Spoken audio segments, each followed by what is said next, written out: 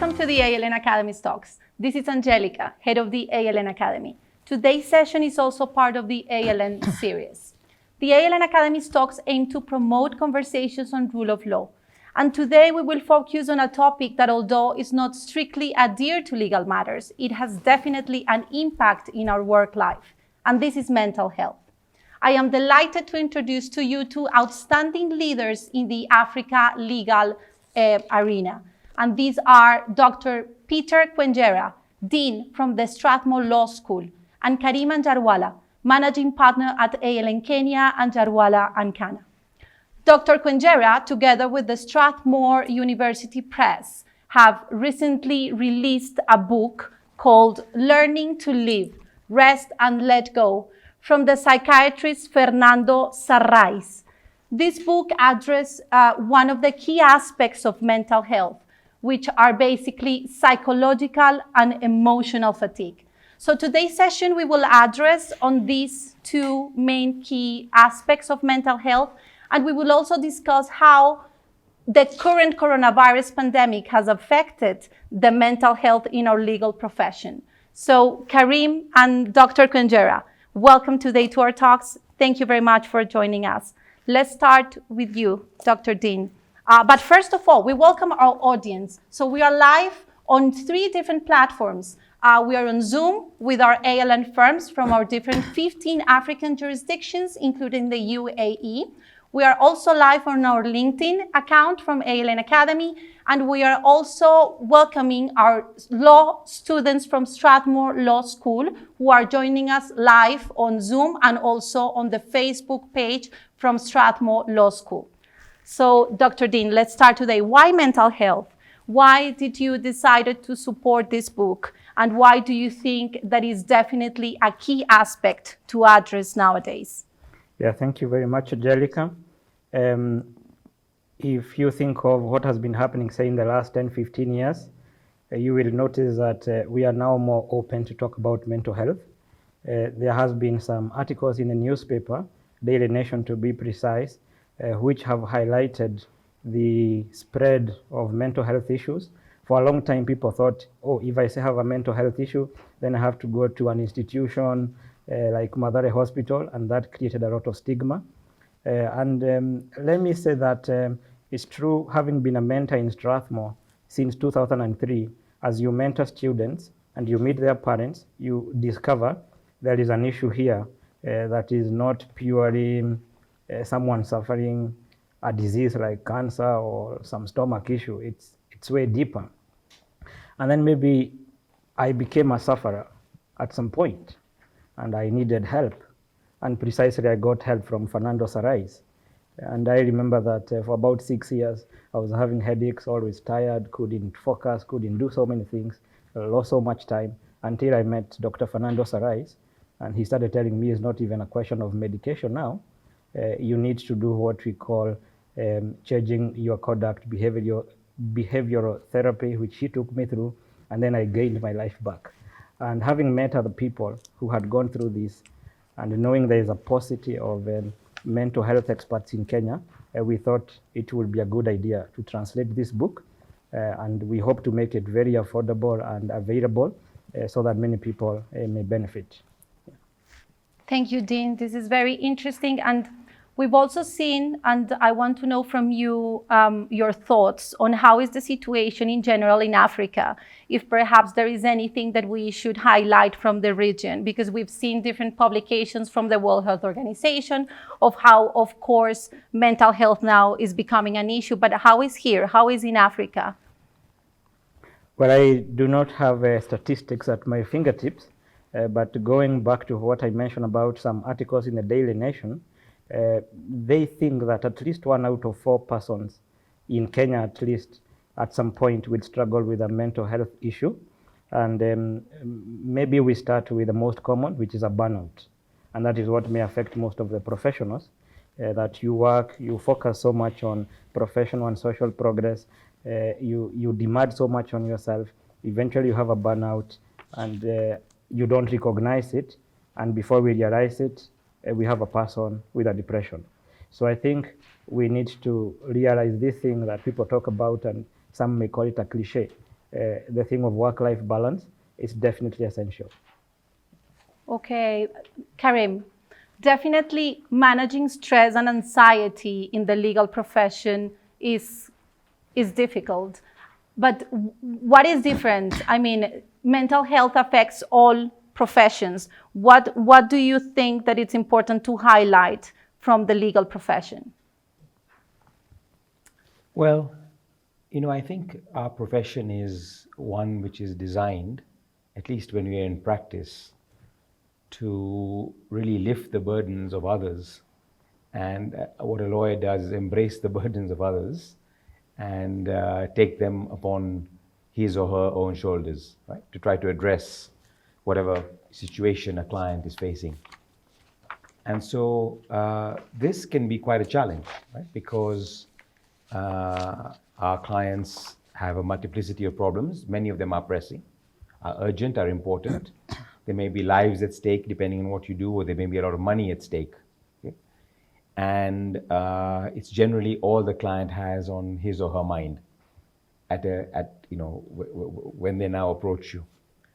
And so I think being able to deal with that, being able to balance the different competing demands that different clients place on you, and being able to be dispassionate as well. So being engaged with the client, but also having a disposition that allows you to remain dispassionate is absolutely critical. Okay. And as I was saying, in this case, the book addresses specifically the psychological fatigue also as part of the characteristics of mental health. I think we're having, okay, sorry for my audience. I was having like some background noise, but I will continue. So in this case, Dr. Kwenjera, which are the main characteristics and signs of psychological fatigue? As opposed to physical fatigue, which could go away by going for a swim and by sleeping, psychological fatigue, fine, carries with it physical tiredness, but then it has some links to what I would call emotional and intellectual aspects. And just taking up from what Karim has just said, as a lawyer, you take on the burdens of your clients. And sometimes it's not that you spend so much time doing physical exercise or physical work, but you're tired precisely because emotionally, you've got engaged in an issue of your client, you sympathize with them, you're human, you feel it, and you are thinking of a solution, you are thinking of the obstacles you will face in trying to resolve this problem, and precisely this is what could bring psychological tiredness. Yes, and the author was also speaking about like a particular path between lack of stamina and then fatigue and then leading to depression. And he's giving us different ways in which we can identify those red flags and in which we can actually work on that path to avoid getting into the latest stage, which is depression. So perhaps you can highlight some of these. Maybe you can elaborate a bit more on this aspect.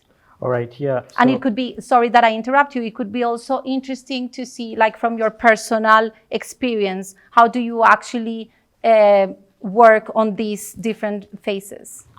All right. You will notice that when we are a bit young, we have more energy, we can take on a lot of things, and we tend to focus a lot on work, we focus a lot on family and friends, and we want to be the go-to guy. And you will find, even when you interview people right after university, you ask them, are you willing to work until 2 a.m.? They might say yes, but then they also have families, they are also going to Kenya School of Law, they are also doing so many things. But then as you grow older, then you start discovering precisely that stamina starts to reduce. And you start finding that, yeah, I could run 10 kilometers at the age of 20, but at 40, that's too much to ask of me. And beyond marathons is precisely other things that you do in life, and you discover that you can't be doing 3 jobs at the same time.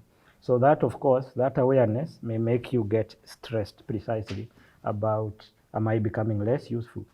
And unfortunately, we are in a very utilitarian world where people may value you for, you are useful for this, and if you are not useful, too bad. And therefore, you become conscious of, maybe I'm becoming less useful. And I think it's important that we all accept that life has a cycle. You are born, you grow, you mature, and then a decline begins. So they say life begins at 40, but I am sure that most of us say, I have hit 40, but some may say 40 has hit me. And therefore you know that you are starting to decline. You need to rely on help from other people. And if you don't realize that, that is when now the fatigue now starts coming in, because you are continuing to work as if you are 20 or as if you are 25. Definitely you are going to get tired. You are going to get precisely what I said. You are going to get a burnout. And definitely if that is not managed, that is when you reach a point of despair, knowing I have so many things to do. I am sure that Karim here agrees with me. When you occupy a position like his, or you occupy the position like I do of a dean, so many people are looking up to you. You feel the weight and you're like, I can't let them down. And unless you have ways of coping and dealing with it, precisely, you may end up fatigued, you may end up in a depression, and anything that goes wrong, however small, you feel it fully. And that is when now we may say that this person is finally depressed. However, if you go recognizing these things, you accept the facts of life, you know that you can delegate, you know that you can ask for help, then there is no reason why you should end up here because of professional demands. Because you know that people are there to be depended upon. There are younger people coming up. We give them work, we give them responsibilities, and we grow their capacity precisely to do the things that we used to do when we are at their age. Yeah, that's probably what I would say. And for example, an example in the law school is I'm also learning that it is important not just to delegate to people things, but to build capacity so that they can do them well and they're happy doing them. And then you'll find that there is less pressure on you as a leader or you as a professional who has to lead these other professionals. Yes, and we also find that there are different type of tiredness. Some organical, and the other tiredness is more caused by illness. So there are ways in which you can actually identify when you're feeling tired, because it's actually an emotional fatigue, or because it's actually that you are feeling sick, which are like these signs that the book takes you through, and like to actually identify which type of tiredness you are in. The book, especially in chapter 5, talks about the causes of what we would call inorganic tiredness, something that is not the result of a disease. And when you get the book, you will notice that the author goes through a number of things, and you have to introspect, you have to examine yourself and see, am I the type of a person who is always worried that things might go wrong? And I'm sure this goes to the personality of each one, that they are the nervous type, people who are constantly worried that, wow, things will go wrong. And sometimes they have to reflect and see, have they always gone wrong? No, I have lived for 40 years. Some things have gone wrong, that's true, but many other things have gone well. And therefore you identify yourself as that personality who is constantly worried, and this will lead precisely to this type of tiredness.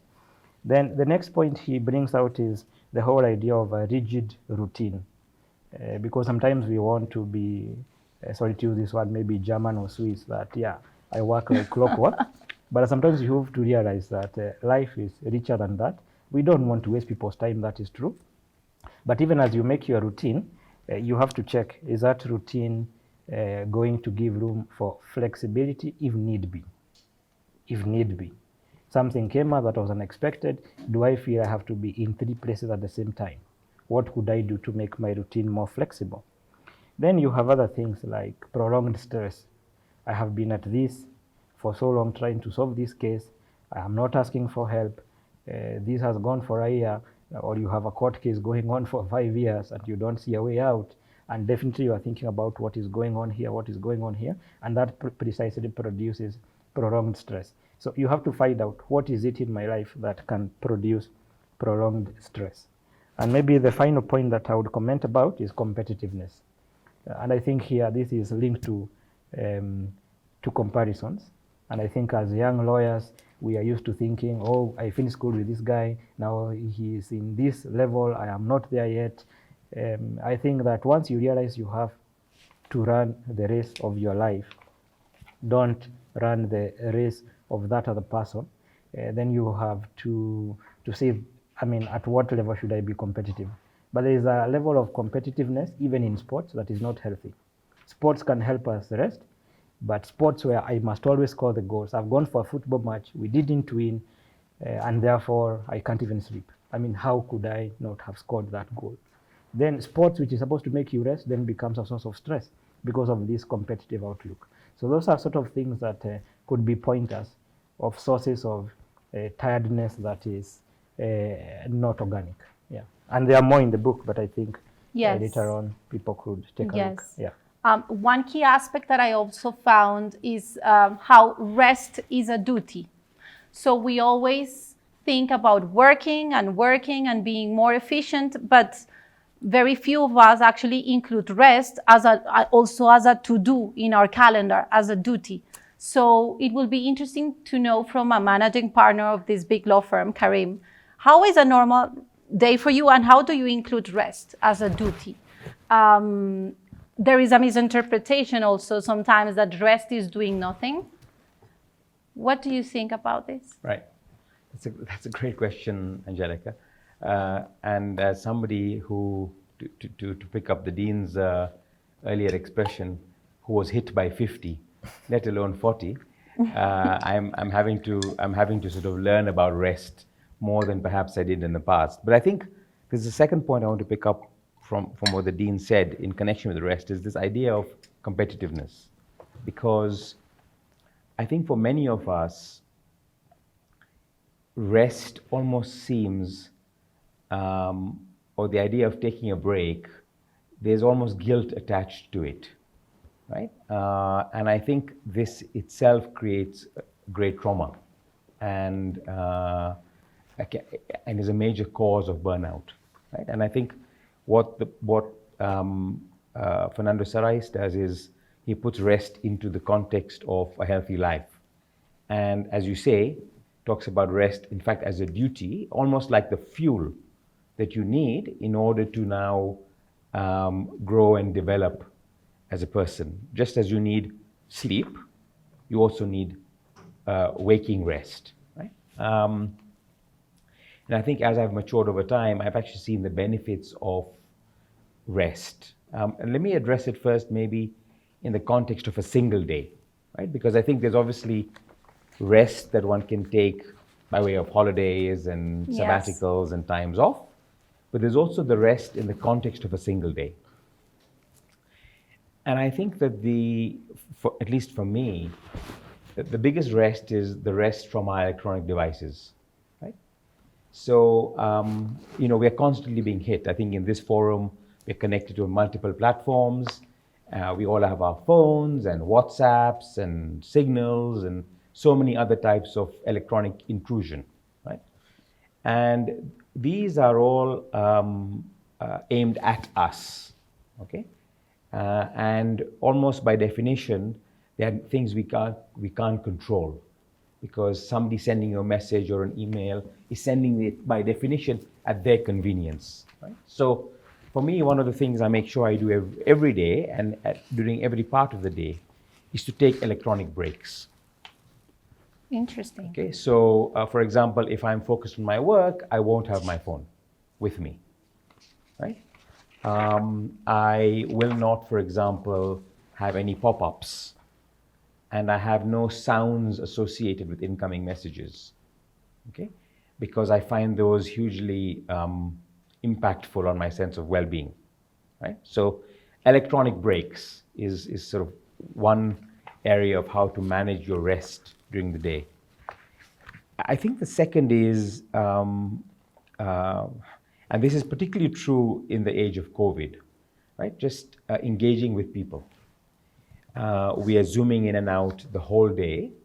In fact, I was with a colleague earlier today who said to me that he hadn't stepped out of his home until he came here today for 5 days, okay? And that obviously means that you're losing your interactions with human beings. And I think by definition, we are social people, right? So I think for me, rest also comes from communing with some colleagues or friends, spending a few minutes within the course of the day, chatting not necessarily about work, but about other things, right? The third thing is nature, right? Some of us work out in the gym. We are so blessed. I mean, where we are at this office now, we have 2,000 acres of natural forest facing us, open to the whole of Nairobi, right? And the question is, how many of us take the opportunity to commune with nature, to breathe some fresh air, fill our lungs with oxygen? Easily done if you just organize your time appropriately. The other thing I think is, as part of rest, is to try to do something uplifting in the course of every day. That could be listening to music. Okay, this morning I was listening to Handel's Messiah, which is just incredibly uplifting if you listen to it in the morning. Okay, it's just fills your day with pleasure first thing in the morning, right? For some, it's prayer. Okay, for the other, it might be an act of charity. Okay, you know, and a charity can begin with something very small. It can begin with giving someone a helping hand, sharing your time when someone has a problem. So I guess the point I'm making is that breaking your day up with these different components of non-work is very restful, right? Perhaps to give a more pertinent and relevant and more direct tip for those of us who are submerged in Zoom and other platforms, I now almost have a golden rule, which is that I'll have a 15-minute break between Zooms. Okay? So if I have a Zoom running from, say, 10 to 11, I'll try my very best to have the next Zoom running from 11:15 at the earliest. And in those 15 minutes, I might do any of the above, right? I take my electronic break, obviously, all right? I might go and talk to someone and have a chat. I might perform an act of some charity or something uplifting. I might listen to some music. So I guess that's how I think about rest. You do yoga? During the course of the day. I don't do yoga, but I work out a lot. I work out at least 5 times a week. And that could be either in the gym or very often now, increasingly, I have a dog. And so I often go with my dog to Karura Forest. Yeah. So that's how I think about rest in the course of a day, right? And of course, separately, we can talk about holidays and so on, but I think your question was more focused on the daily routine. The daily routine, exactly. Like how you incorporate rest within your daily routine. Right, and I think we will talk about sleep later. Yes, sleep is some of our points later. Right, yeah. So it's highly underrated, of course, right? That's the issue. Yes. Right? And we can talk about that. Yes, yeah. It's true. And then I just want to add also, or to ask you, based on the Dean's response, the bit of burnout. When do you know, which are the red flags for you? When do you identify when you're close to burnout? And what do you do about it? Or have you ever had that feeling, actually, that you are like, coming close to just, I can't with this anymore? Like, yeah, so about 10 years ago, I think I had a short period of burnout when I felt that I couldn't cope with the challenges that life was throwing to me. I think it's really important to appreciate that stress is not a bad thing. In fact, stress is essential for performance. Okay, and anxiety is what motivates us to do well. Okay, so when you talk about being overly laid back, right? That's supposed to be derogatory, right? It's supposed to be somebody who is not sufficiently engaged. The opposite of that is somebody who's got some anxiety and some stress about performance. So in and of itself, stress is a natural. Okay? We all live in a real world where we have all elements of stress. We have people who drive badly. We have colleagues who might be difficult. We have family situations that might cause turmoil. I mean, there are any number of things that cause stress, right? And that's unavoidable. Okay? So I think that's the first point to make. But burnout, I think, is something obviously different, right? Burnout is a psychological effect. It could almost resemble a depression in certain of its characteristics. But we also know now that both burnout and depression We know that they might even have eventually have physiological impacts. Okay, so there are increasing linkages, for example, to actual physical illnesses like cancer, okay, caused by extreme stress, burnout, and depression. So some of the symptoms for me, some of the kind of the telltale signs of burnout are a lack of sleep, okay,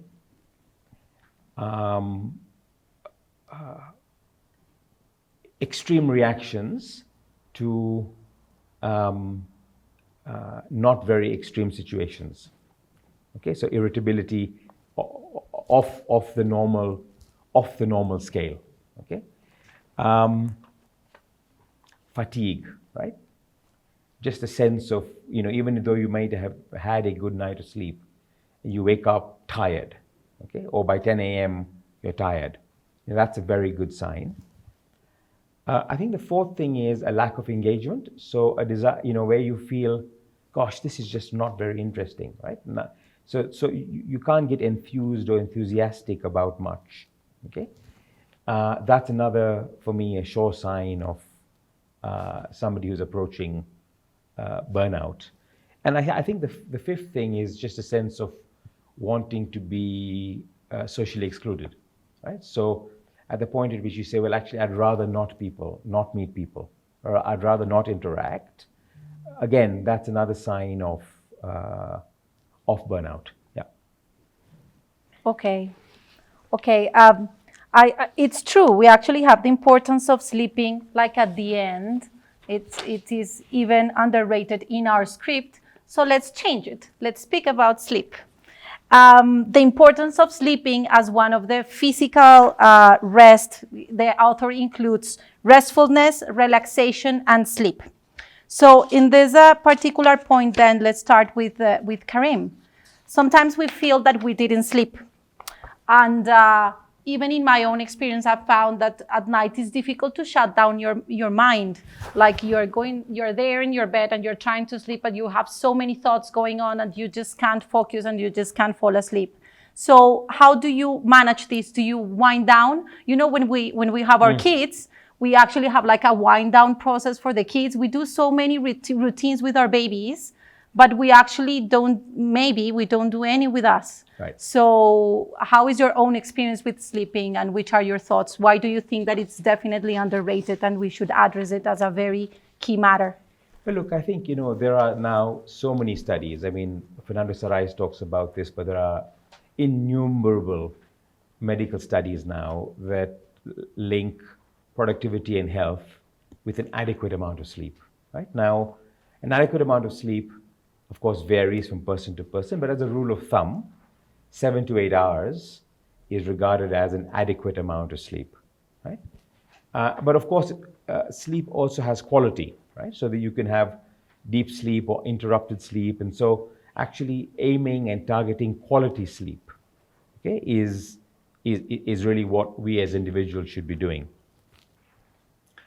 I think that for me, I'm fortunate in that I'm somebody who can switch off relatively easily. So even if I've had a very stressful day at work, I'm able to sort of park that and move on to the rest of my day. And I think that also comes from having a belief that in fact you can't control everything. I think that a lot of stress comes from the belief that everything is within your control, and sometimes it's not. And sometimes simply accepting that there are things you can't control, you can only do your best. But beyond that, there are externalities that you can't manage, but sort of believing in that and accepting that is an important element of being able to let go at the end of, at the end of every day, okay? I have some rules that I follow in order to try to improve the quality of my sleep. So I don't watch TV for at least 30 to 45 minutes before I sleep. Okay? I have found that there's a link between, and in fact, I give up my electronic devices 30 to 45 minutes at least before I sleep. I will tend to have read something. I'll read something. Okay? I would normally listen to some soothing music, right? And I will also try, if you've try to put things behind you, right? So if you've had an argument, you try to sort of close the chapter at the end of the day, if you can, and so you wake up the next morning without the burden of what you were carrying the day before. Yeah. Right. There are, of course, a bunch of other things one can do which are physical, whether you keep your windows open or windows closed and so on and so forth. But I think at the level of things you can control, I tend not to use physical electronic devices. I tend to drink, I don't drink anything too sugary either in the evening, okay? Because that obviously there are medical reasons why that increases your blood sugars, and that's not conducive to kind of good sleep. But the most important thing for me is that I make a conscious effort of trying to switch off. There's one more thing I do. I worry about my next day. I worry less about my next day by planning for it the day before. Okay? So one of the things I'll do in the course of the evening is look at my next day, internalize what it is I need to do, and then I don't take it to bed with me. Because I've thought about it, I prioritized it, I realize what needs to happen, and I then put it away. And then you wake up knowing what you're exactly. going to do I wake up with a clear plan for the next day. I'm going to implement that. Right. And then Dean, sleep hygiene. The author takes us through different stages for sleep hygiene. So perhaps you can mention these, and maybe in your own experience, you can also add to this point. Right, yeah, thank you for that. I think this is the best part of the book for me on sleep hygiene, because I suffered insomnia for a while. And you go to bed, you can't get sleep, and then the following day is a total mess. And I discovered precisely it had to do with this thing of you are thinking of your problems throughout, things you have to do in the office, and then you are thinking tomorrow, what will it bring? But precisely what Karim has said, sometimes when you plan your day and you know this what will be there tomorrow, and you take notes of it, because sometimes when you don't take notes, there is the anxiety of thinking, I will forget that point that, I got a eureka moment, but then I might forget it. And so you keep your brain awake. No, the easiest thing to do is to have a notebook and note down your eureka ideas, so that you are not there with nervousness. I might forget this idea. I learned that when I was doing my doctoral studies. Sometimes you are doing your PhD and there are so many issues, and you are constantly thinking about how do I resolve this, my supervisor has this, and is this issue. You take a walk and ideas come. But then you could be very tired precisely because you are trying to make sure that this solution I saw, I can write it down at some point. Now, the important thing is jot it down and you keep going. But now, just going back to the book, is one of the things he advises very simply, sleep at night. I think that we all know what I think is melatonin does to you. And apparently it is not very activated during the day. So first of all, sleep at night. He says avoid long siestas or naps during the day. There are many people who, after lunch, you just lie down like a lizard. And then what happens is later on in the night, you may not have enough sleep. You may be there trying to get sleep precisely because you slept during the day. Then another thing that he raises is, at what point do you do your exercise, your sports, your workout? And he says, if you work out, say, towards the end of the day, you basically excite the happy hormones. You are very awake, and that's the same thing that happens when you take some substances like sugar, alcohol, tea, coffee. And he insists that this is not something applicable across board. There are people who can take that coffee, take that beer, and as they fall asleep, it has no effect on their being awake. And I mean, I should say this here, that at some point, maybe at a dinner I would go and they give you some wine or some beer, and then I wouldn't sleep until an old friend of mine told me, hey, you need to check this. And then you drink water or some other beverage and you find the problem is not there. But other people will tell you, I take a beer or a glass of wine and I'm out. So everyone has to get to know themselves. And the things he says about sleep hygiene is not that you take them as a rule of thumb because he gives 16 or 17 points. Yes. It's that you go experimenting, making a diary of knowing this happens to me, this doesn't happen to me. And so you know the issues that precisely may take away your sleep. But I think one of the things that might help most of us is this idea of your regular meals. Because if you decide at bedtime at 9 p.m. you eat a heavy meal and you want to sleep in the next 10 minutes, the system won't allow you for many people. And therefore you need to know, how do I space my meals and what is it that I eat? And I like that point that Karim has said, avoid sugary things at that point, because it gives you an energy rush. I mean, I had some parents talking about their little daughter. Please don't give him sugar now. They were telling the grandma, who is always passing chocolate, yeah, we will be with the baby awake until 2 a.m. at this rate, you know. Yeah, so I think the same thing happens to us. And maybe the final thing is just to take care of the physical environment. Sometimes we have to invest, even in the bed, in the mattress, things that shut out mosquitoes. Some people can't sleep because there is a buzzing sound the whole night, and you don't want this mosquito around. So we may have to invest in that physical environment. And sometimes we may go to a carpenter and we get the price of a bed is 40,000 shillings and we complain, you know.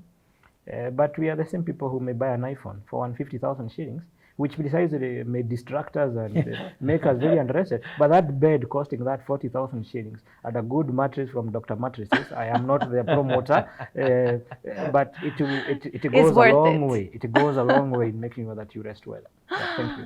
Good. So to our audience, it's time for our poll. So we're going to have a poll on Zoom. And for those of you who are not watching us on Zoom, but on LinkedIn and on Facebook, then the questions are: first, with the current pandemic, have you experienced disruptions in your work productivity due to feelings such as feeling down, sad, or anxious? Yes or no? The second one is about mental health taboo. If you're feeling down and with anxiety, would you be willing to ask for professional help? Yes or no? And then the third one is a bit more oriented to public matters. So do you think that there is a need for African countries to increase mental health investments as part of their public policies? Yes or no? So what we want to identify from these questions, and maybe while the audience is responding to questions, maybe you want to add a bit on these questions, is to create awareness on how mental health can be actually a taboo. And in particular, the last question related to public spend, we found specifically from the World Health Organization that the spending is about 2% of the national health budgets are spent on mental health. And the interesting part of this is that the productivity from those people who are passing and struggling with mental health is significantly reduced. It says, those who do invest, and I'm going to quote, in mental health will re-up rewards. Pre-COVID-19 estimates that nearly 1 trillion in economic productivity is lost annually from depression and anxiety alone. However, studies show that every $1 spent on evidence-based care for depression and anxiety returns $5. So it's a key matter to address on corporates and on companies. And I don't know if you, perhaps, Karim, you want to, perhaps let's start with the Dean if you want to add anything on top of this. Yeah, maybe because I touched on it earlier, the thing of mental health as a taboo. I think we need to talk more about it, and I'm very happy that this session is happening. We are talking about it, and people who suffer mental health should reach a point of knowing there is nothing to be ashamed about. Everything, I mean, many people can suffer this. Anybody in your family can go through this. And if we talk about it, then we are able to come to solutions. And just accepting that this is something that is going on in life goes a long way in resolving the issue. And we need to know that as a person who has suffered it, I can tell you, at the point at which you accept and you're no longer ashamed about it, then you find the solutions come much easier and you're able to regain your life. So I would encourage, people, not that you have to go say your personal problems all over the place, but there are those people around you, people who care about you, family, colleagues at work, who should know what is happening to you. So I don't think it should be an issue for a junior member of staff to actually go to their supervisor and say, look, I am going through 1, 2, 3. It is related to mental health. I need help, or I'm looking for help in this and this place. And then you may find that that boss of yours is more understanding and helps you precisely get out of the issue that you are in. So we need to talk more about it, not to be ashamed about it. Yeah. Karim. Yeah, look, I think it's a duty for us as employers to engage this topic, and I think a forum like this is a very good start.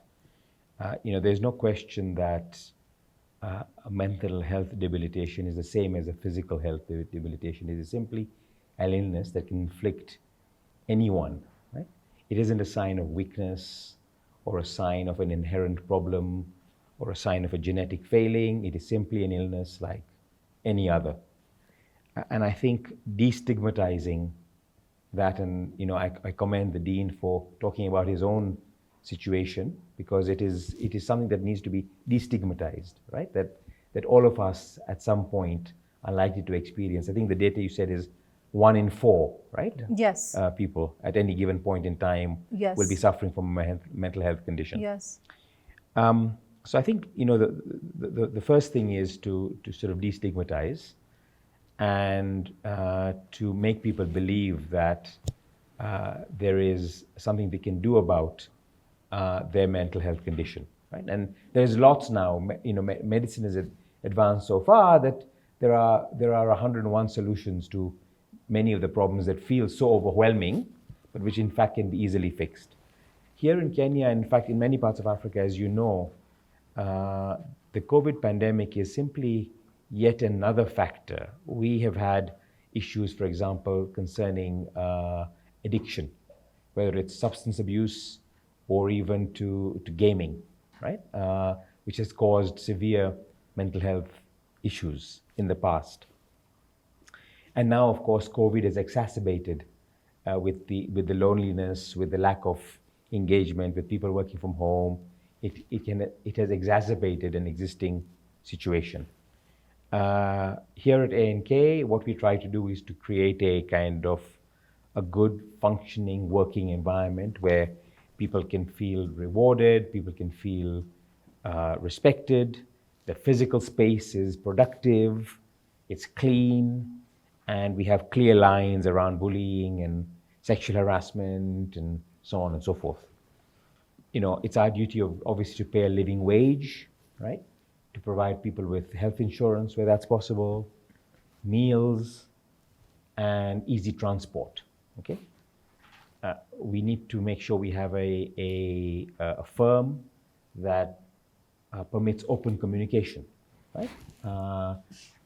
So that people feel they can, as the Dean said, they can speak to their supervisor, their senior in an open way and discuss their challenges and look for remediation, right?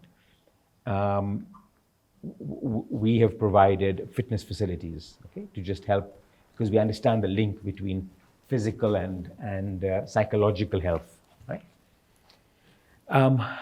And of course, we can't get away from the fact that we are in a high stress environment, right? What we do is inherently stressful. And so continue to talk about the work-life balance and how to deal with the issues of work-life balance, and remembering that it's a constant engagement, right? It's not a one-off. You can't deal with it once and say it's done. So I think those are some of the things that at least we're doing, but it also starts with recognition of the issue. And finally, I would say just access to counselors.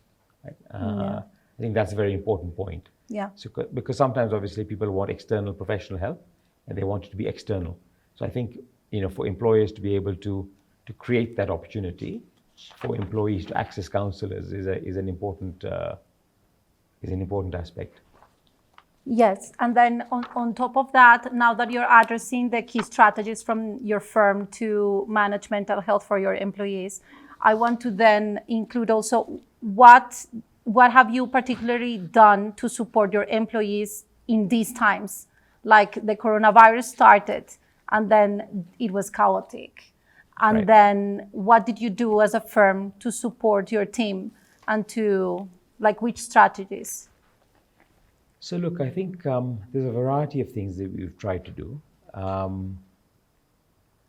The first was, well, amongst them was, firstly, to try to give our employees the tools to work productively and easily, right? So whether that was access to laptops, access to Wi-Fi, because we all come from different environments and we don't have universally good access to telecoms and so on. So we try to make it easy for people, right? Yeah. Even though they're working remotely, right? The second was to enhance the levels of collaboration and communication. So, team leaders, group leaders, departmental leaders reach out to, even though it may be electronic, reach out to their team members much more often. Okay, in fact, more often than when we were together physically. Okay, ironically, to just check on their health and well-being. The third was we tried to make, for those who are coming to the office, try to make it safer, right? So obviously there are concerns about public transport. So in our case, we worked with a provider called Swivel to provide, safer transport for our staff, so they get less fearful about the chance of contracting COVID for those who are coming into work. The fourth thing is we, obviously provided quite a lot of training around COVID and its protocols, and our health insurance obviously is something that gives people a lot of comfort that in the event they were to fall unwell, and of course, like all organizations, we've also had colleagues who've contracted COVID, and thankfully none too seriously, but some were ill. But the fact that you have good and adequate health insurance obviously, gives people a sense of comfort. And I think finally, just on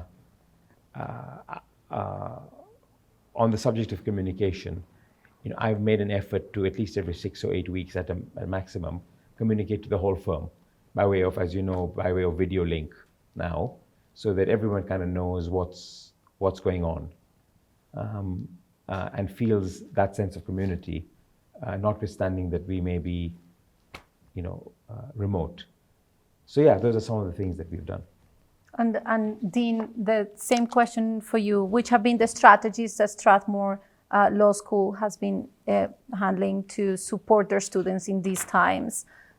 Learning remotely is definitely not an easy task. In my case, I'm a lawyer, and for me, the master class with the teacher, that feeling of feeling so close to a teacher is not replaceable. So how have you been supporting your students in this process? Yeah, I would say that the main thing was, first of all, how do we support our lecturers to be able to engage with students online? True.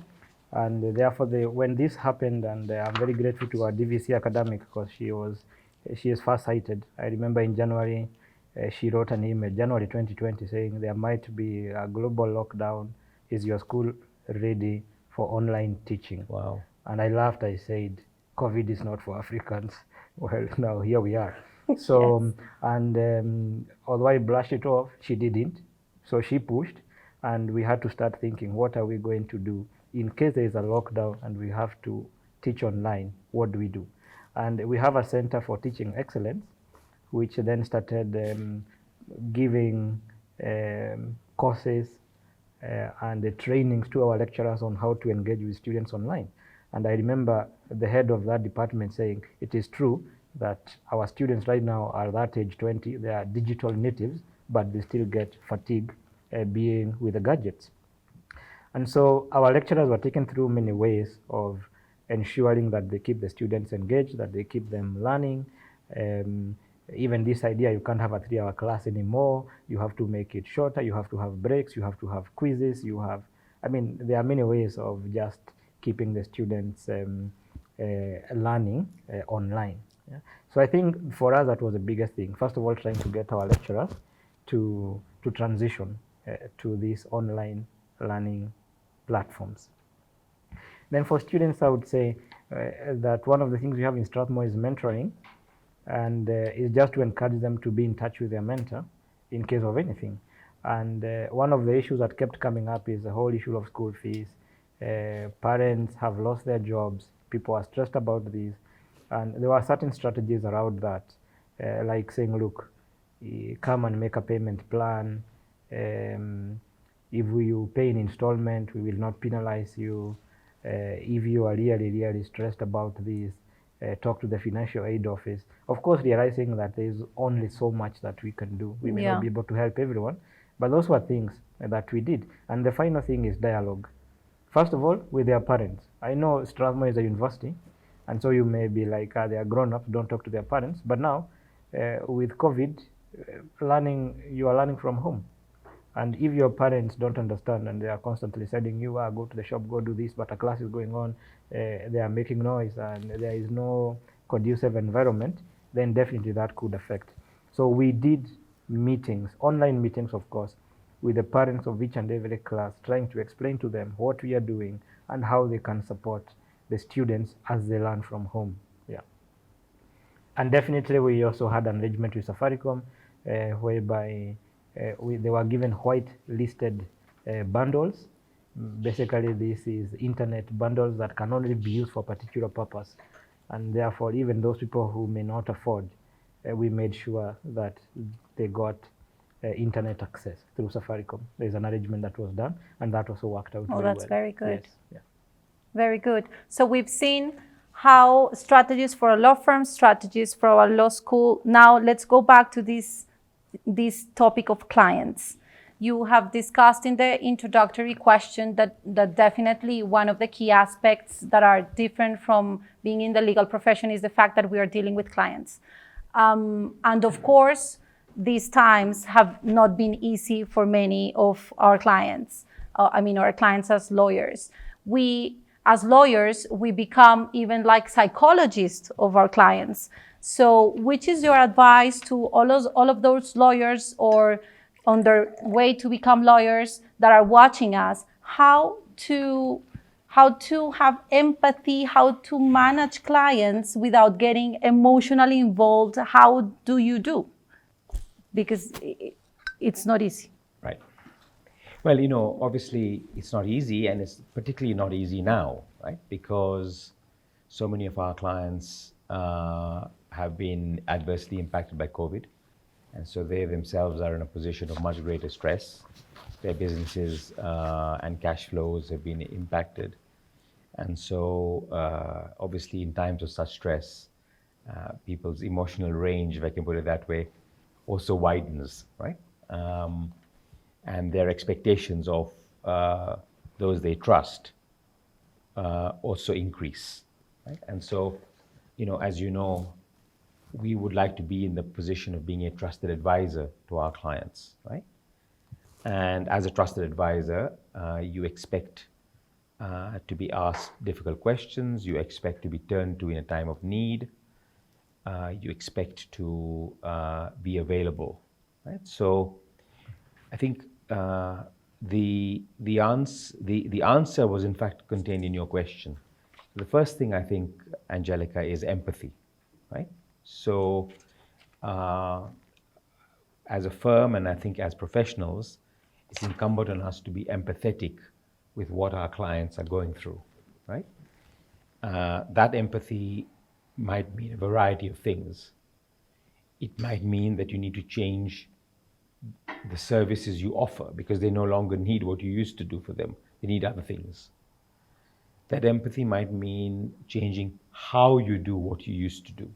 Okay, obviously there's the move to digital, but there's also perhaps needs, for example, to think about other coping strategies. Some clients might need some full-time assistance or secondments and so on and so forth. So, listening and being empathetic to what clients need. And of course, finally, there's obviously issues around fees, right? Where the cash flows of clients may be constrained. And so the question is, how do businesses like ours cope in a scenario where clients can no longer pay, right?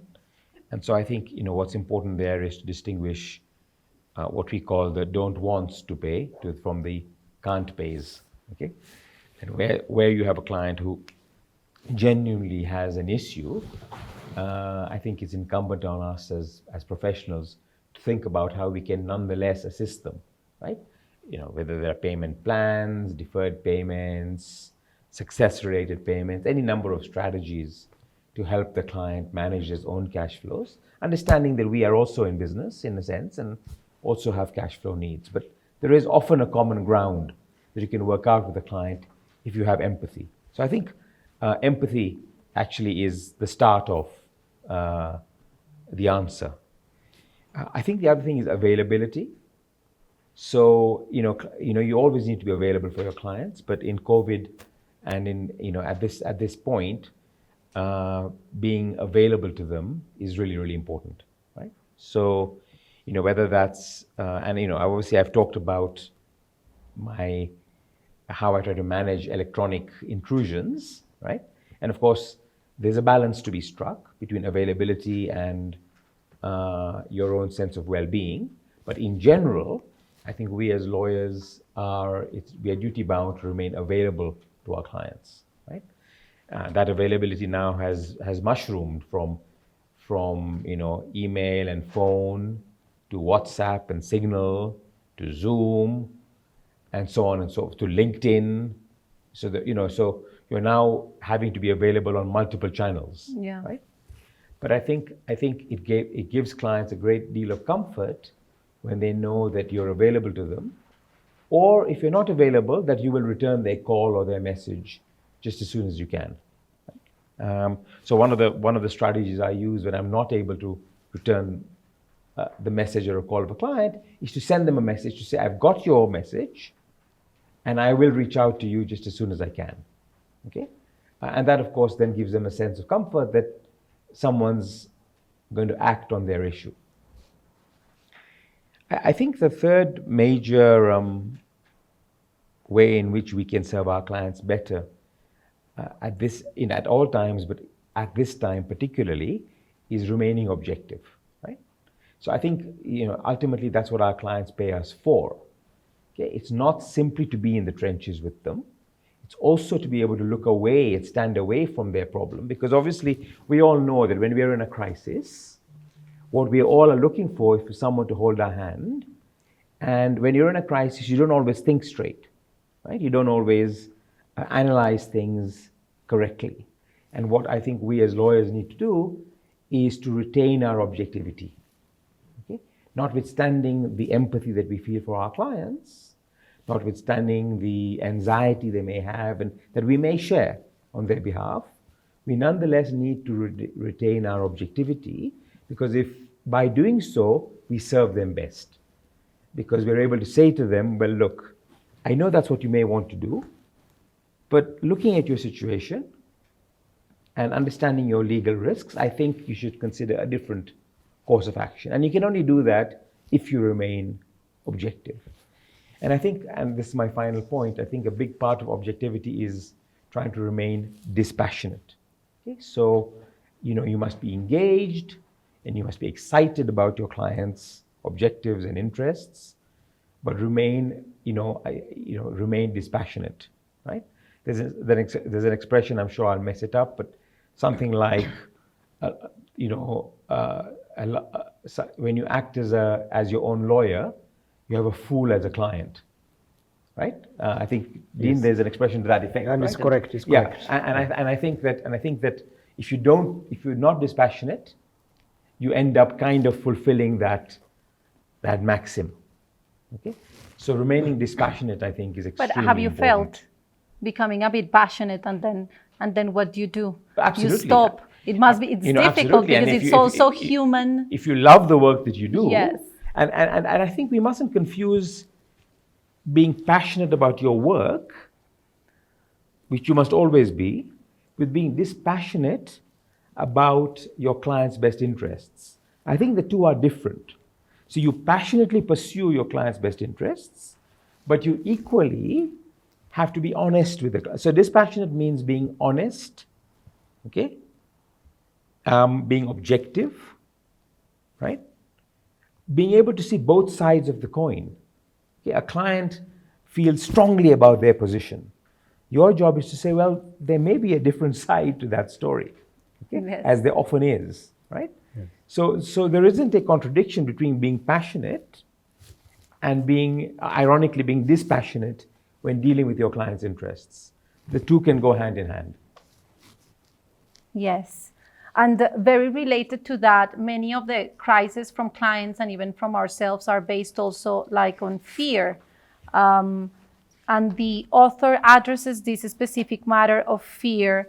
And I would like to know from you, Dean, if you have anything to add on this point, how to manage fear, how to manage being overworried in these times in which you might think the worst scenario, which strategies we can use to relax our minds on that matter.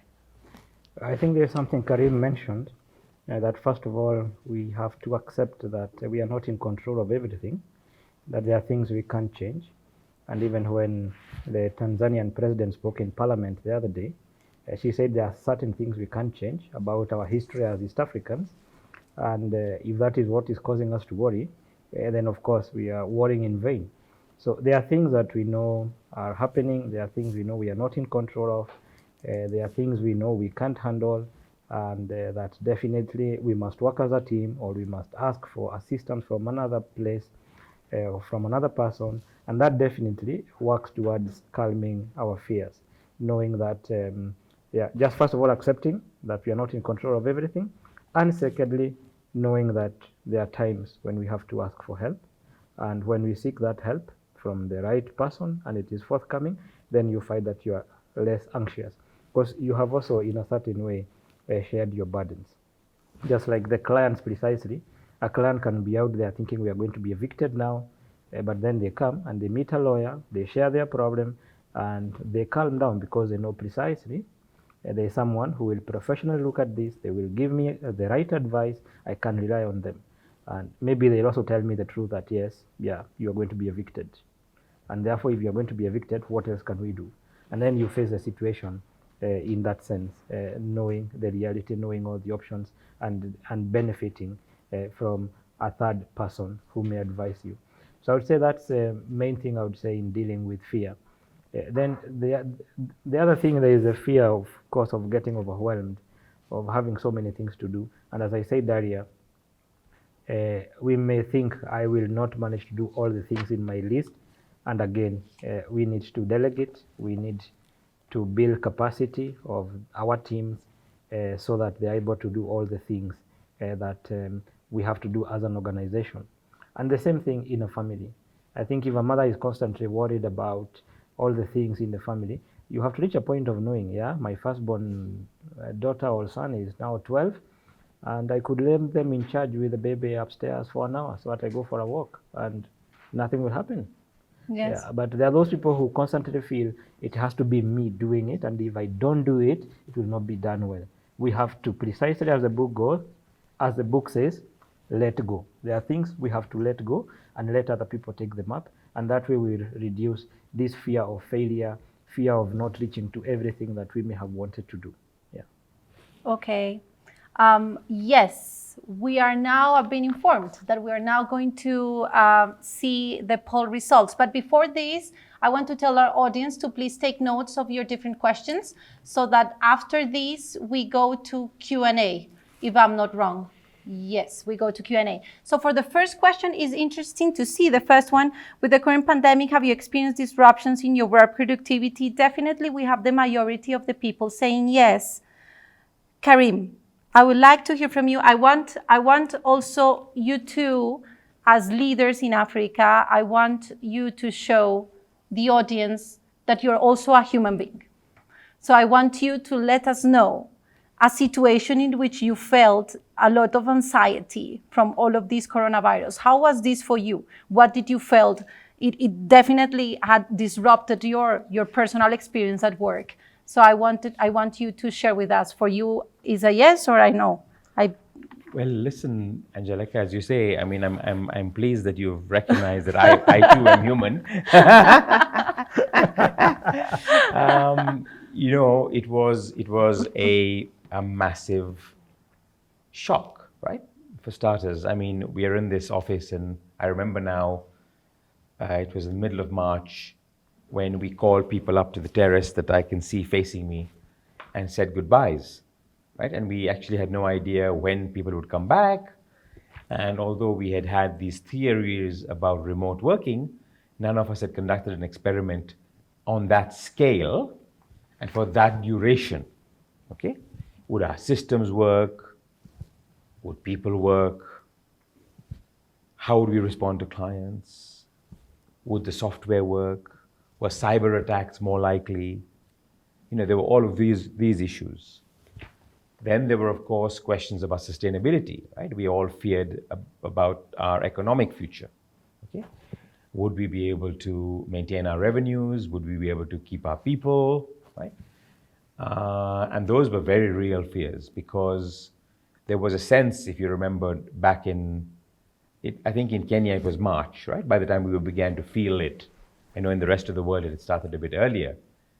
But so a year ago, or a year and 2 months ago, it felt like the bottom was falling out of the world, right? That something cataclysmic was happening. So, of course, we were all anxious and scared and fearful. But I also think that, and I think fear is necessary, right? I mean, there's a reason that we have the emotion. It's a necessary and important response to crisis. And if you can channel your fear in a rational and intelligent way, in fact, you can achieve a lot, okay? Because fear is a motivator for change, okay? Fear is a motivator for, in our case, greater collaboration, okay? Fear was a motivator in our case for better communication, okay? Fear was a motivator for us remodeling, looking deeply at our business and saying, which parts of it are still relevant? What are we doing that we shouldn't be doing? And what are we doing that we should, or what aren't we doing that we should be doing, right? So all of these, you can, you know, all of that introspection, okay, also came from some sense of fear, right? So I think that if you can combine a sense of, I think the Dean and I both touched on it, a sense that you can't control everything, right? And so let's not worry about what we can't control. So for example, you know, in April and May last year, we had no idea whether we'd get a vaccine, and if so, when, right? So there'd be little or no point worrying about whether or not we were going to get a vaccine because we were not in a position to control that outcome, okay? So focus on what you can control. Focus on what you can channel your fear into to make it a positive outcome. And I think that's what many of us try to do. And then I think we look back now a year later and say, well, you know, it was tough, but we did okay, right? We have managed to get through. It's not ideal. We miss our people, we miss our friends, we miss the social interactions. I had an end here, you know, last week, I had a first proper meeting. I say a proper meeting. Like in the old days, we had negotiations in a room with paper, and for all of us, it was the first time that we did that. And we all remarked about how much fun it was to be sitting physically in the same room and so on and so forth. So, you know, there is a sense of looking back. Yeah. But I think there's also a lot that this fear has done for us and that we've learned through this process. Yes. So for the second question, which is mental health as a taboo, Dean, we can see here that although the majority of the people will seek for help if they feel that there is a need, 21%, if I'm not wrong, Karim, yes, 21% of our respondents are saying that they won't. So which strategies do you think, and which strategies are you managing within Strathmore Law School to promote this awareness on mental health so that the path is broken and mental health is no longer a taboo, particularly in ALN. As I was saying at the beginning and in the introduction, we have this campaign of Health Matters. And today is one of the sessions, but we will be continuing with more sessions and bringing even health professionals to address these topics. But we want to know from Strathmore, what are you doing to support your students? Because yes, we need to break it. We need to get into a point in which everyone can say, yes, it's okay to look for help if there is a need. Yeah, one of the things that Strathmore has done is that in the clinic, we have a university clinic. They have increased the number of people who can do counseling. We have a psychiatrist, and I think we have a full-time counselor, and the students are aware of this. We have a student council. It's a student-run body, which also champions and is constantly talking to the students about the need. If you feel like this and this, please go to the clinic, make an appointment with the doctor there who is dealing with these issues of mental health. Then in our meetings with the parents, Strathmore happens to be a university that looks at parents as key stakeholders in the education of our students. So in our meetings with the parents, which we try to do maybe once a year, we meet the parents of each class. We do talk about these things, and we in fact give a slot to the psychiatrist from our clinic to address them. Then through the mentoring office, we ensure that people who serve as mentors in Strathmore University are aware of what we are offering, and if they came across a case or a student with issues tending towards mental health, one of the things they can advise is precisely, please go to the clinic and get some help. Yeah. So I think that type of talking about it and even making sure there is something available is one thing to talk about it, but then where do I go? But if we tell you, no, we have this available, there is a doctor who can talk to you in confidence, and they'll give you guidance on what to do. And even that doctor, if they feel they can't help you, they can refer you to someone else. That definitely has gone a long way in supporting our students and even our staff, not just students, even our staff who may face mental health issues at one point or another. Yeah. And definitely as a law school, we decided to launch this little book. And it is one of those things that we intend to use as a tool in ensuring that people know what is mental health about, how do I stop myself from getting to the edge of the cliff, where can I get help, and this will create more awareness and more understanding, and you may even find that yourself capable of giving advice to another, that yeah, this probably you need to take this piece of advice, try this and that, and your situation may get better. Yeah. How can we find your book? Because I Googled the Fernando Sarrais, and he has a lot of materials in internet, very interesting, but all of them are in Spanish. So it's very interesting to see that you've actually did the effort and translated this book into English. Where can we find it? At the moment, the book is only available in Strathmore. We will soon be doing a WhatsApp poster with the details of the book, where you can find it, and we are even arranging with a distributor to ensure that once you get that poster, you can pay for the book by M-Pesa, and you give your details, and we'll arrange to see whether at least within Nairobi we can deliver it to you. But the good news is that I had a call with Dr. Sarrais on Monday, just 2 or 3 days ago, and I told him that we now have the capacity to put the book out as an ebook on Amazon. Amazing. Oh, And that is being worked on. I will be handing over the raw files of the book to the chief editor of the Strathmore University Press, so that he can work on making the book available on Amazon. And I think with that, you'll Google it and you'll just get it and you'll be able to buy it. Of course, the ebook will be much cheaper, meaning it will be more, probably will be $3. We are still working on the price, but I think that's where it will be. It will be at 300 or 350 shillings. The hard copy is at 1,000 shillings. But I think once we manage to get to the ebook, it will be very easy to get a copy of the book. Yeah. Amazing. Amazing. So I think I've been told we go for Q&A. So we have some Q&A. Will I see them on WhatsApp? Okay, good. So So let's see our questions. Let's start with Zoom. And this one, let's ask this one. So the first question is, how do you deal with fatigue and emotional psychological stress caused by colleagues or within the workplace, as opposed to clients? This is a real issue within firms. So Karim, this one is for you. Hopefully it's not directed to me. I think, obviously this is whenever you have people working together, there are bound to be moments of tension, and of course we all have different personality types, right?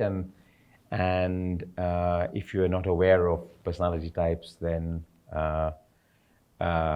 you wonder why someone's behaving in a certain way. I think that the starting point for this is to always try to resolve issues directly first, okay? Through open and honest communication, right? That's, I think, the starting point. We're in an age where we prefer to email and WhatsApp people than to talk to people. And the number of half fires that have been extinguished simply because someone walked into the room or picked up the phone to speak to someone and say, oh, I got your email. I'm not exactly sure what you meant. Because you see, what happens is that we read intention into emails. Or we read intention sometimes into just bland words, when in fact the author may not have meant what you think they meant. Right? So the first thing I think is that open and honest communication. The second tactic, of course, is to speak to others, friends, to say, look, I have this situation with Karim, and I don't really know how to handle it. He seems to be, whenever I hand in a piece of work, he seems to be irritated at what I've done, and so on and so forth, right? So there may be some coping mechanisms. There may, somebody may say, the best thing to do is the X or Y or Z. So friends and colleagues may have insights for you, okay? So that's, I think, is a second sort of strategy, okay? The third is, of course, we have a mentorship program. So talking to your mentor, okay? And understanding what tactics they may have used to deal with situations like this is always helpful, right? And those conversations are always kept confidential, right? So you don't need to worry that you've spoken to someone more senior than you and it might kind of leak, okay? And finally, of course, you can always go to the People and Culture Department and formally raise an issue, okay? That, of course, ought to be the last resort, because it means that all other mechanisms, have failed, maybe. Right? And of course, there are very clear lines around bullying, right? So yes. That's totally unacceptable, right? Yes. And it's non-hierarchical. So it doesn't matter who you are, bullying is not acceptable, right? So, and you have to draw very hard lines around that behavior. But I presume the question is directed at something short of that, right? It's directed to the normal human interactions that need attention. Yeah. Yes, true. And we have someone that apparently has read the book. We said, based on the book, Learning to Leave, Rest and Let Go, we live in a world that glorifies the winner. How can we ensure positive competitiveness to maintain a healthy mental health? Dean.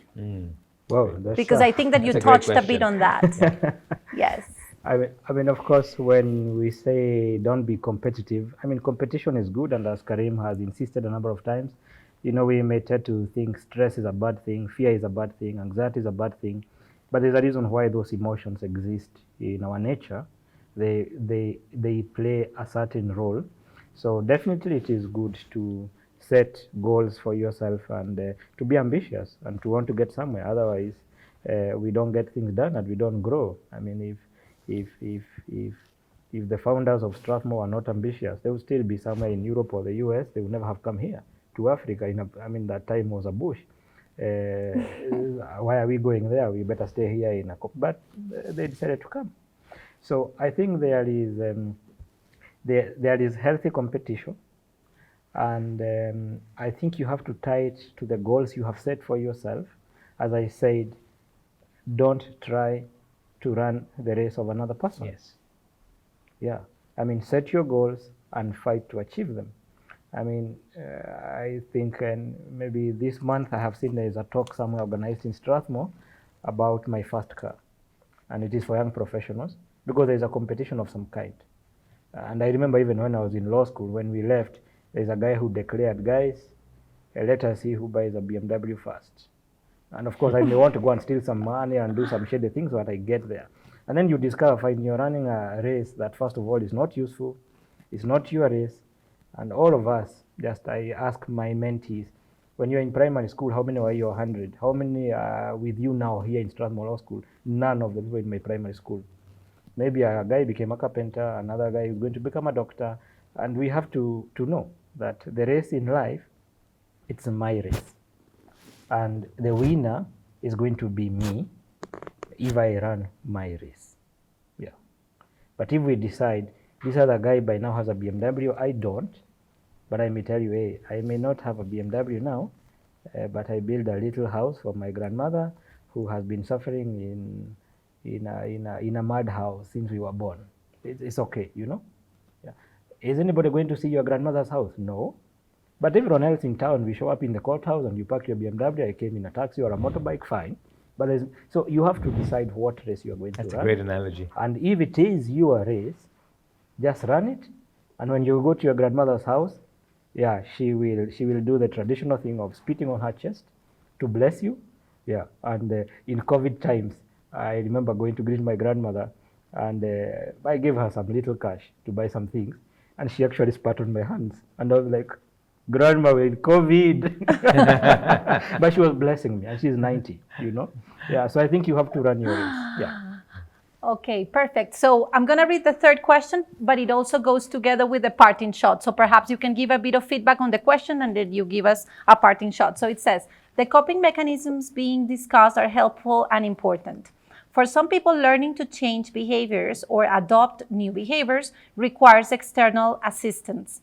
What support does Strathmore and ALN provide to students and staff to deal with these issues? Access to therapy services where people can learn coping tools?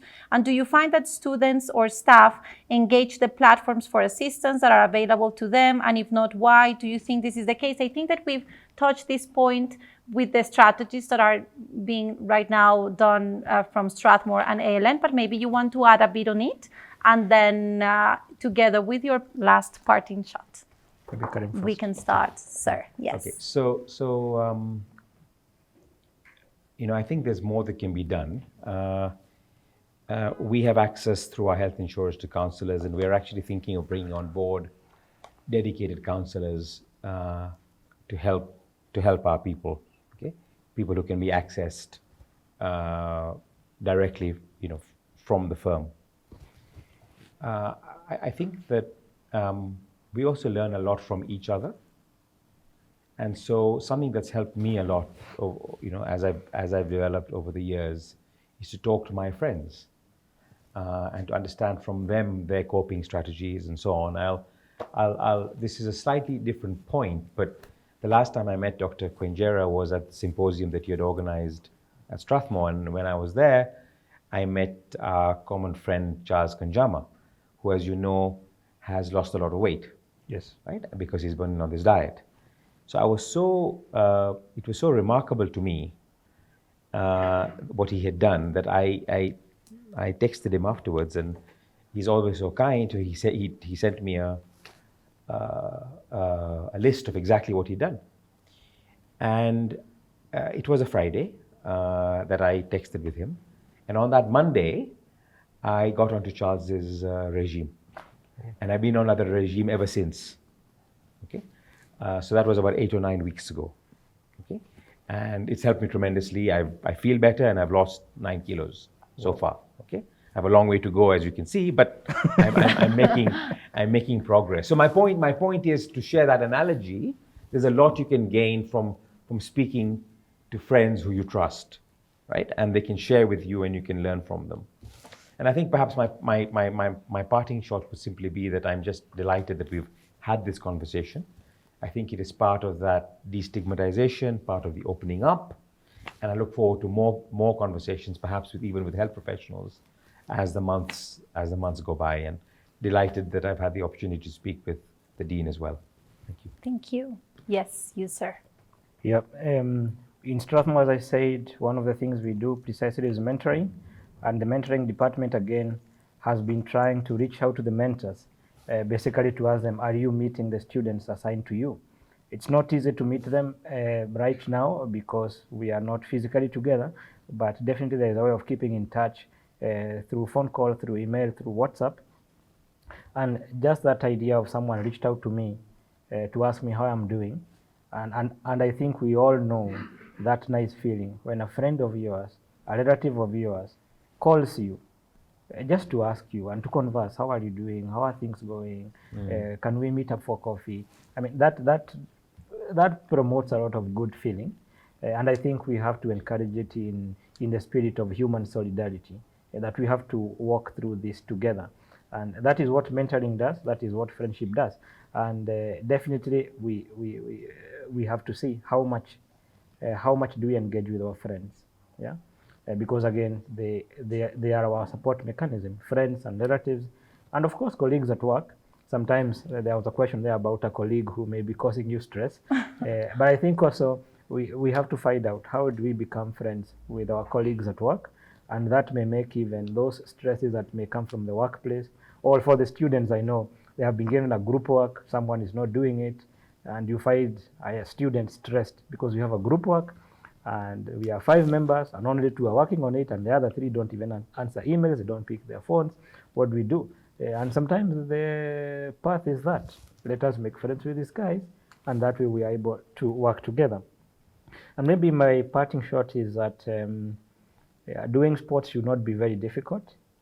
There are many times we think, oh, I need to buy this equipment, I need to go to this gym, I have to pay so much money, which I may not have.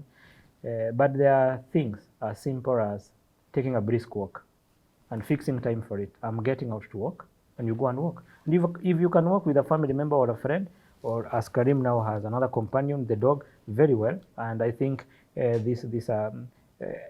mean, it's free to go and walk out there. True. Provided you walk during the day and you walk in places that are not risky. There are places, of course, you may walk and you come back having been beaten up.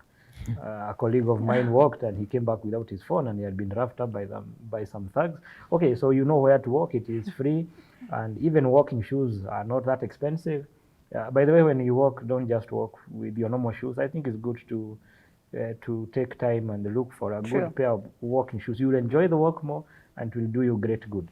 And then finally, don't self-medicate. I say this because in my years of mentoring, sometimes you find a person who is stressed and they're like, I'm going to take this antidepressant. Then you ask, but have you seen a doctor?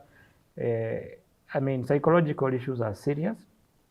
The medications on offer are very good and they will help you, but under guidance. You can't just go and say, I'm taking 3 pills, 4 pills. It's terrible. And I have seen it happen with young people that they self-medicate. I would really, as my parting shot, I know we have paucity of practitioners in mental health, but I think it would be even more damaging if someone decided I am taking an antidepressant on my own initiative. That could do more damage and could actually lead to suicide, which definitely we would want to prevent, and it would be a very unfortunate thing. Yeah, and let me say, I'm grateful to have been invited here. It's an honor, and thank you very much for the incisive questions.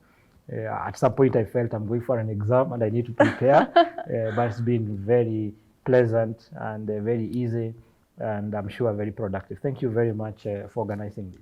Dean, Karim, thank you very much for your time. Thank you, this was a lovely conversation. Thank you to our audience. This conversation will be available on YouTube, and please follow us on LinkedIn, Instagram, and our YouTube channel. If you have any question about this particular session, please do not hesitate to reach out to us at info@alnacademy.org. See you in our next talk. Thank you.